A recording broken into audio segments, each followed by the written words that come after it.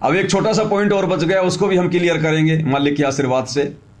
शुरू में आपने जो वीडियो सुना था उसमें गुरुदेव ने क्या बताया, एक बार फिर से हम वो वीडियो सुनेंगे जिसमें गुरुदेव भगवान ने क्या बताया कि पुण्यात्माओं, अब इस कलयुग के इस दौर में तुम आसानी से मोक्ष प्राप्त कर सकते हो, क्योंकि परमात्मा स्वयं चलकर सतलोक से आते हैं, एक साधारण से मनुष्य का रूप धारण करके, और कभी अपने पुत्र का रूप धारण करके, जोगजीत का, अचिंत का, सहजदास का, ज्ञानी का।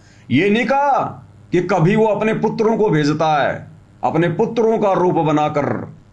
तो ये जो शब्द गुरुदेव कह रहे हैं ना कि अपने पुत्रों का रूप बनाकर, इस शब्द को ध्यान से सुनना कि गुरुदेव अपने उन पुत्रों को क्यों नहीं भेजते। भाई जैसे गुरुदेव कहते हैं अपने आप को छुपाते हुए कि पुण्यात्माओं, इस दास को परमात्मा ने भेज रखा है। कहते हैं ना गुरुजी कि इस दास को परमात्मा ने भेज रखा है। अब कहां से भेजा है? सतलोक से तो भेजेंगे। लेकिन यहां गुरुदेव ने यह कहकर रिजेक्ट कर दिया कि कभी वो परमात्मा अपने तीनों पुत्रों का रूप बना के आता है। अब सतलोक में 16 पुत्र हैं उनके, तो 16 में से परमात्मा ने कभी किसी को भेजा? और सतलोक में सबसे अच्छी आत्मा होगी तो कौन होगी? उनके 16 पुत्र ही होंगे, जिनको सबसे पहले परमात्मा ने अपने 16 वचनों से उनको उत्पन्न किया। भाई सबसे मेन टॉप तो वही होंगे ना बाकी आत्माओं की तुलना में, सबसे ज्यादा ताकतवर, शक्तिशाली, पूरा वहां का मैनेजमेंट संभालने वाले। गुरुदेव उनको भी नहीं भेजते। और क्यों नहीं भेजते, उसके पीछे कारण है। वो कारण आपको अगले वीडियो में सुनाएंगे, उससे पहले ये वाला वीडियो फिर से सुन लीजिएगा। और इसमें इस पॉइंट पे ध्यान रखना जहां गुरुदेव कहेंगे कि वो परमात्मा एक साधारण से मनुष्य का रूप धारण करके आता है, प्रकट होता है, और कभी अपने पुत्रों का रूप बनाकर आता है। उसको ध्यान से सुनना। दास ने तो इस शब्द बोला है कि 3 लोक और भवन चतुर्दश कोई नहीं सत्संगी, ये बहुत महत्व रखता है। पुण्यात्माओं, यदि इस ब्रह्मांड में, इन 21 ब्रह्मांडों में यदि यथार्थ ज्ञान होता तो परमेश्वर को यहां नहीं आना पड़ता। उस सर्वशक्तिमान सतलोक के वासी कबीर देव को, कबीर प्रभु को इस लोक में आने की आवश्यकता नहीं पड़ती। उस परमेश्वर को इसलिए आना पड़ता है कि इस काल के दूतों ने काल प्रेरणा से ज्ञान का अज्ञान बना रखा होता है।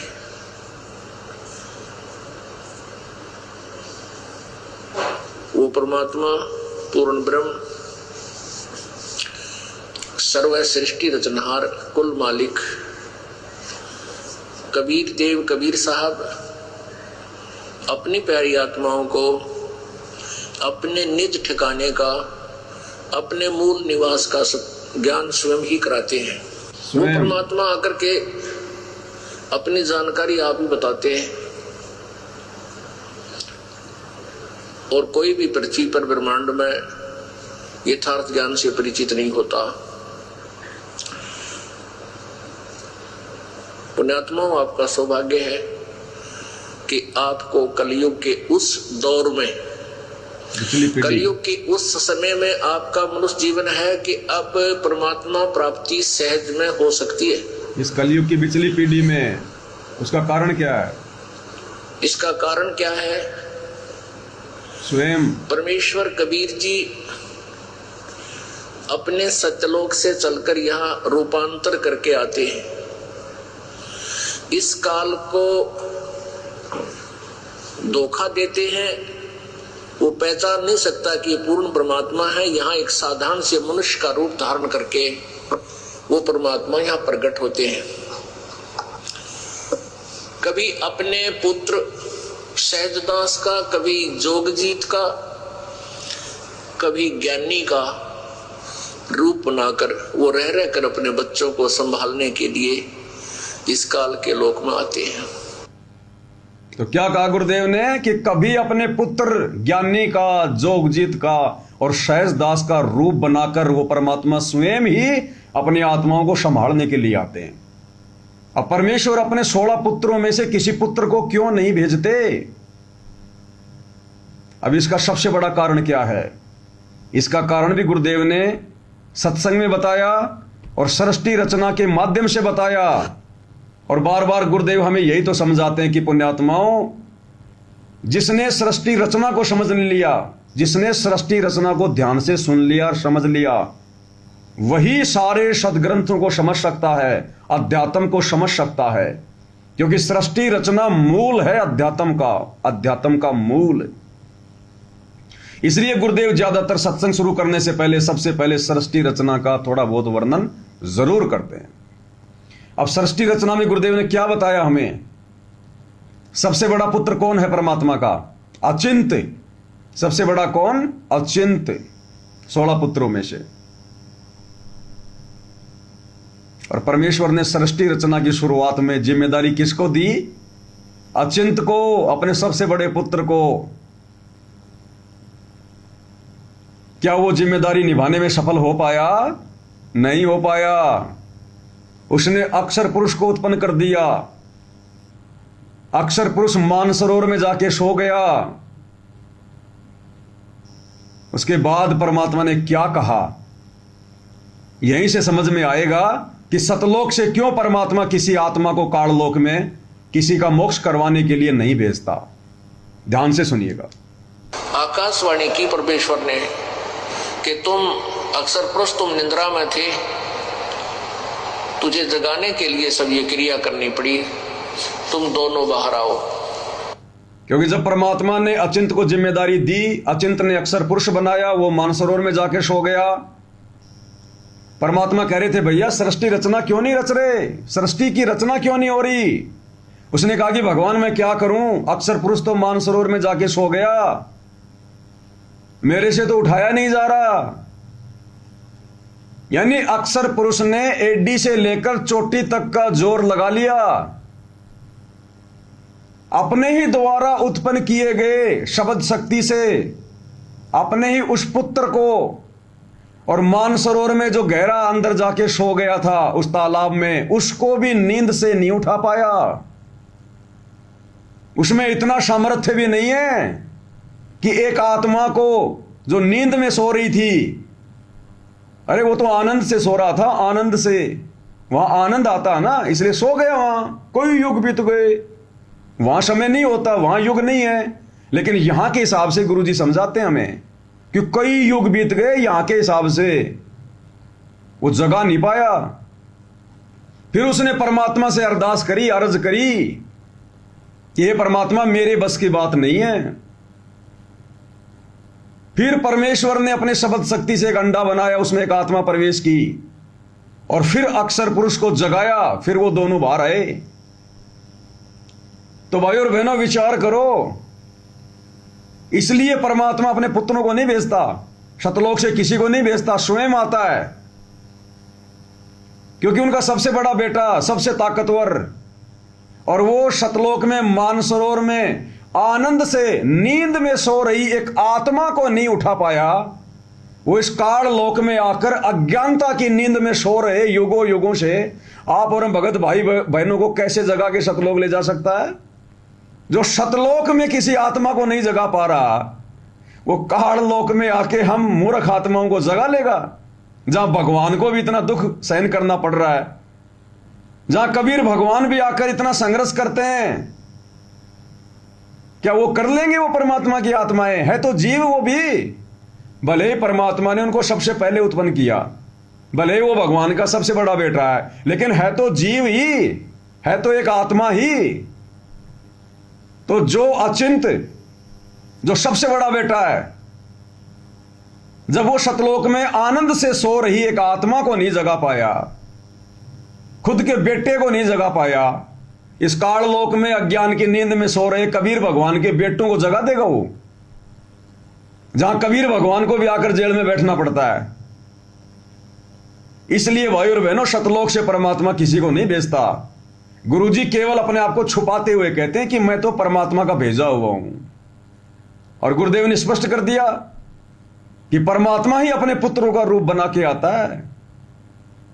तो वर्तमान में गुरुदेव भगवान स्वयं कबीर परमात्मा है, यह सत्संग से ही निर्णय करना पड़ेगा। इसी को कहते हैं चिंतन मनन करना, सत्संगों पर निष्कर्ष निकालना।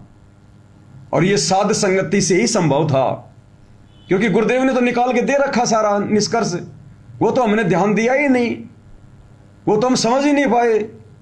गुरुदेव के सत्संग बड़े गूढ़ होते हैं, बड़े तत्व ज्ञान युक्त होते हैं, इसलिए परमात्मा ने उनको और अच्छे से सरल तरीके से आप और हमारे जहन में डालने के लिए ये सात संगतियों की व्यवस्था की।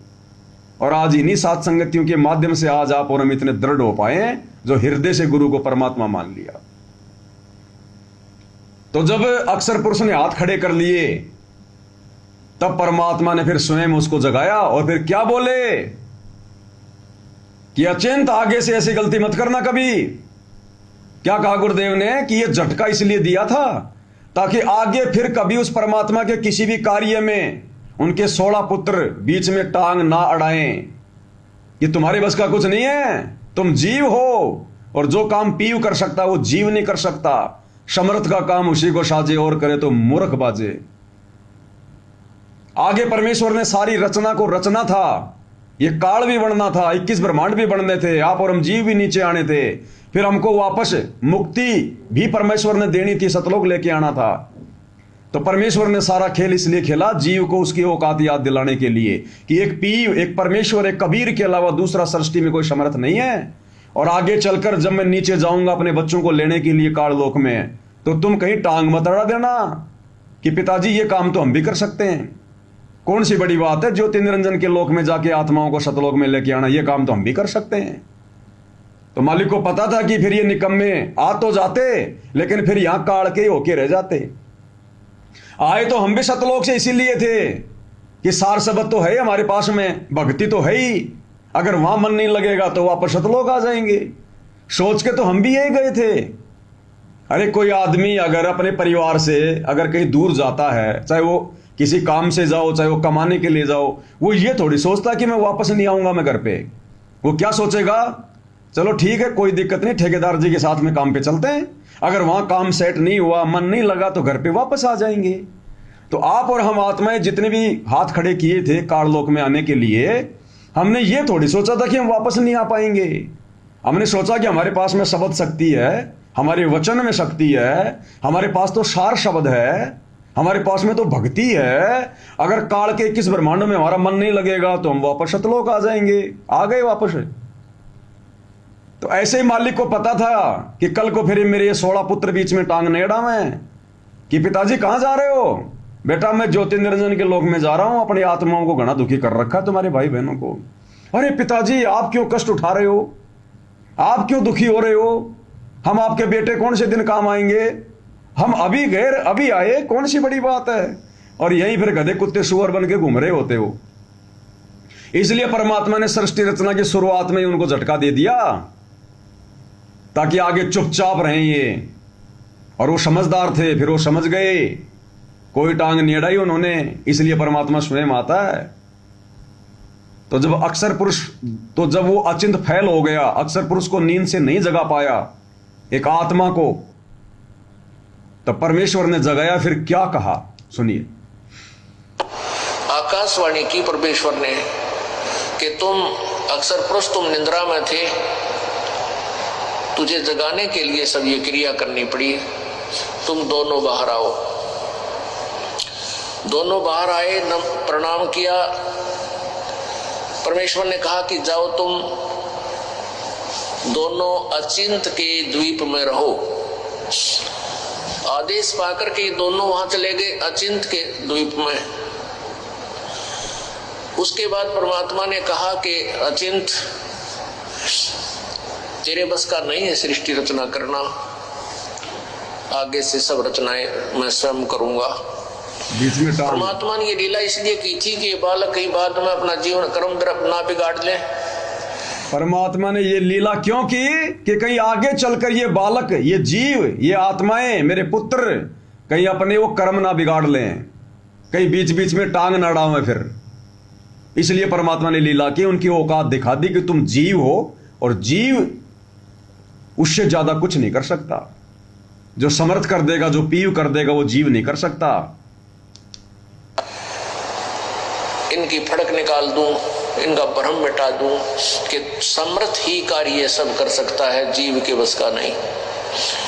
अचिंत चुपचाप बैठा रहा, अक्सर पुरुष वहां जा करके सो गया, उसके बस की बात नहीं, इसको कैसे जगाऊं। तो जीव जीव ही रहेगा और पीव पीव ही है, इसलिए परमात्मा परमात्मा ही होता है। इसलिए परमेश्वर ने कहा कि अब तुम बीच में टांग मत अड़ाना, तुम्हारे बस का नहीं है कुछ भी, मैं स्वयं ही सब करूंगा।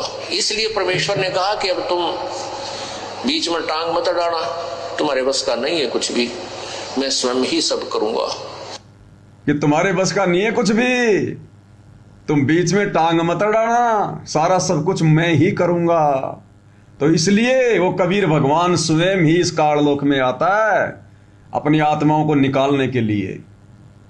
और एक कारण है, क्योंकि सृष्टि रचना से ही सब कुछ समझ में आएगा। परमेश्वर ने देखा कि नीचे काल ने आत्माओं को घना दुखी कर दिया, तो प्रथम सतयुग में ही परमात्मा हमारे पीछे पीछे आ गए थे। प्रथम में ही इतने दयालु, हमसे इतना प्यार करते हैं गुरुदेव भगवान। प्रथम सतयुग में जो काल ने सबसे पहले 21 ब्रह्मांडों में जो पूरी अपनी रचना करी, तो प्रथम सतयुग में ही कबीर भगवान आ गए अपने पुत्र जोगजीत का रूप बना के, और काल की तपस्या पे खड़े हो गए। काल आया, बातचीत हुई, हम सबको पता है। अब काल ने देखा, वो पहचान नहीं पाया, उसने सोचा मेरा भाई है जोगजीत। अब काल ने क्या कहा था कि जोगजीत तू मेरे लोक में क्यों आयो? पहले कोई सत्य पुरुष का अगर कोई आदेश है तो मुझे बता दे, अन्यथा आज तेरे को गढ़ूंगा मैं, आज तेरी पिटाई करूंगा।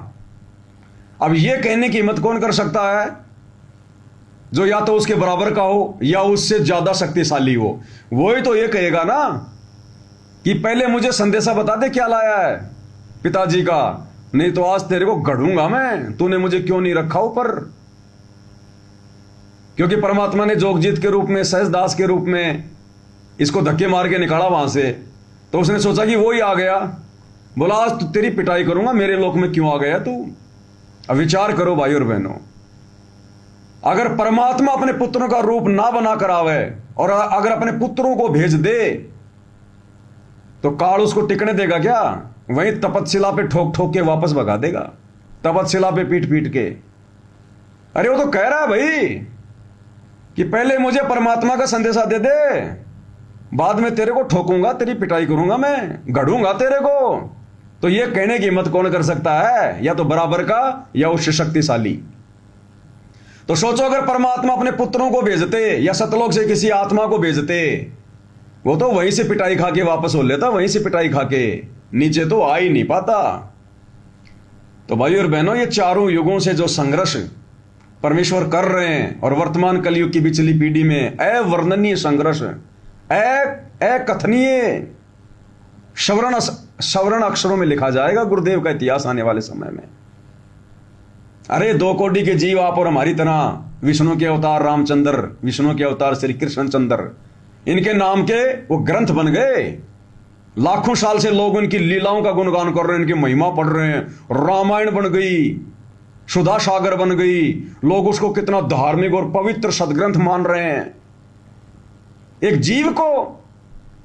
और अब इस कलयुग की पिछली पीढ़ी में आगे जब तक ये भक्ति चलेगी, इस परमेश्वर की महिमा चलेगी, सतगुरु रामपाल जी की। श्रवण अक्षरों में लिखा जाएगा इस परमेश्वर का इतिहास और उन आत्माओं का जिन्होंने सर्वप्रथम गुरुदेव को पहचान कर अपनी मुक्ति करवाई। तो ये सौभाग्य गुरुदेव ने आप और हमें बख्शा है। इसलिए भगवान स्वयं आते हैं इस काललोक में, स्वयं। दोबारा सुन लो एक बार, अनमोल सत्संग है ये। यही सत्संग भाई और बहनों हम पहले सुना करते थे और ये सोचकर लो जी बार बार सृष्टि रचना आ रही है, कहते तो नहीं थे लेकिन मन में तो आती थी ना कि ये तो मैंने सुन रखा है, जैसे सारा ज्ञान ले लिया हो सृष्टि रचना का। भाई और बहनों, एक सृष्टि रचना को लाख बार सुनेंगे तो लाखों पॉइंट नए नए निकल के आएंगे, नए नए। हम कुछ नहीं समझ सकते। परमेश्वर गागर में सागर भर दे, गागर में सागर, गागर यानी मटका और सागर यानी समुद्र। परमात्मा गागर में सागर यानी मटके में समुद्र भर दे, समर्थ उसको कहते हैं। जीव नहीं कर सकता ये काम। तो क्या कह रहे हैं गुरुदेव भगवान अक्षर पुरुष को कि तुम्हारे बस का कुछ नहीं है, आगे टांग मत अड़ाना फिर कभी। ये लीला भगवान ने इसलिए की क्योंकि आगे सारे काम परमात्मा ने स्वयं करने थे। आकाशवाणी की परमेश्वर ने कि तुम अक्सर पुरुष, तुम निंद्रा में थे, तुझे जगाने के लिए सब ये क्रिया करनी पड़ी, तुम दोनों बाहर आओ। दोनों बाहर आए, प्रणाम किया। परमेश्वर ने कहा कि जाओ तुम दोनों अचिंत के द्वीप में रहो। आदेश पाकर के दोनों वहां चले गए अचिंत के द्वीप में। उसके बाद परमात्मा ने कहा कि अचिंत, तेरे बस का नहीं है सृष्टि रचना करना, आगे से सब रचनाएं मैं स्वयं करूंगा। परमात्मा ने ये लीला इसलिए की थी कि ये बालक कहीं बाद में अपना जीवन कर्म ना बिगाड़ ले, इनकी फड़क निकाल दूं, इनका भ्रम मिटा दूं कि समर्थ ही कार्य सब कर सकता है, जीव के बस का नहीं। अचिंत चुपचाप बैठा रहा। अक्सर पुरुष वहां जा करके सो गया, उसके बस की बात नहीं, इसको कैसे जगाऊं। तो जीव जीव ही रहेगा और पीव पीव ही है। परमात्मा परमात्मा ही होता है। इसलिए परमेश्वर ने कहा कि अब तुम बीच में टांग मत अड़ाना, तुम्हारे बस का नहीं है कुछ भी, मैं स्वयं ही सब करूंगा। इसलिए परमेश्वर ने कहा कि अब तुम बीच में टांग मत अड़ाना, तुम्हारे बस का नहीं है कुछ भी, मैं स्वयं ही सब करूंगा। तो भाई और बहनों, अचिंत की तो एक झटके में, एक सेकंड में उसकी तो चोंद टूट गई, उसकी फड़क निकल गई। वो समझ गया कि भाई मेरी औकात नहीं है। और इस काललोक में 30 साल से भगवान ज्ञान दे रहा है, वैसे तो युगों युगों से दे रहे हैं, लेकिन आप और हमारी फड़क नहीं निकल रही। अभी भी हम गुरु को परमात्मा नहीं मान रहे, समर्थ नहीं मान रहे, और एक कागज के टुकड़े को कबीर मानकर दाढ़ी मूंछ वाली फोटो को हम निश्चित हुए बैठे हैं। हम सतलोक चले जाएंगे, सौपन में नहीं जा सकते, सौपन में भी। इसलिए भाई और बहनों, परमात्मा ने कलयुग की पिछली पीढ़ी का समय निश्चित किया था कि उस समय एक तो इनको मैं शिक्षित कर दूंगा और बुद्धि मैं इनको विशेष दूंगा। आप क्या सोच रहे हो, वर्तमान में छोटे छोटे बच्चे जिस कदर होशियार हैं, ये अपने आप ही हो गए क्या? उनके दादा परदादा, उनके बाप तो नहीं थे इतने होशियार। आज 3-4 साल का बच्चा सब कुछ समझने लग जाता है। आप 4 साल के बच्चे को आप जी अंडरवियर मत पहनाओ, रोने लग जाएगा, अपने गुप्तांग के ऊपर हाथ रख लेगा। नहीं मेरे को अंडरवियर पहना, मेरे को पूरे कपड़े पहना। ये बुद्धि किसने दी? और हमारे जैसे 12-12 साल के नंगे घूमते थे हम, नंगे। 8-8 साल 10-10 साल का तो मैं नंगा घूमता था। तो ये बुद्धि भगवान ने स्पेशल दी वर्तमान में, इस अध्यात्म को समझने के लिए, भक्ति को समझने के लिए। तो जीव के बस का कुछ नहीं है। अचिंत की तो फड़क निकल गई, वो तो समझ गया, लेकिन 30 साल से भगवान आकर ज्ञान दे रहा है। उनके कलयुगी परिवार की, बेटा बेटी, भाई बंधु, रिश्तेदारों की, कोऑर्डिनेटरों की अभी भी फड़क नहीं निकल रही, और खुद ही पूरी दुनिया को खाना खिलाने के ठेकेदार बन गए। पूरी दुनिया के मकान बनवाने निकले अभी हैं। अन्नपूर्णा मुहिम चलाकर बस हम ही करेंगे। ये ठेकेदारी बहुत महंगी पड़ेगी इनको आने वाले समय में, बहुत महंगी। भक्ति करनी चाहिए थी, परमात्मा प्रसन्न करना चाहिए था। इन आश्रमों में इस प्रकार से गुरु की महिमा करनी चाहिए थी। इन्होंने कई लाखों रुपए की बड़ी बड़ी LCD लाके रखी हुई हैं, महंगे महंगे कंप्यूटर, संगत का बेचारे का करोड़ों अरबों रुपया, और ज्ञान इन आश्रमों में 2 धेले का भी नहीं दिया जाता, 2 कौड़ी का भी।